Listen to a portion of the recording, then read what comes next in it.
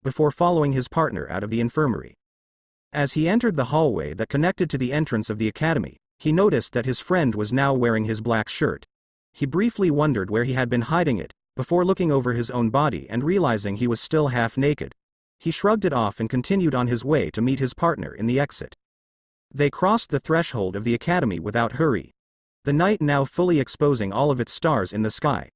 The moon was shining with intense fervor as if to shelter the two warriors from the uncertainty of the darkness. Numerous thin noises came all throughout the forest, probably being casted by the animals that resided inside.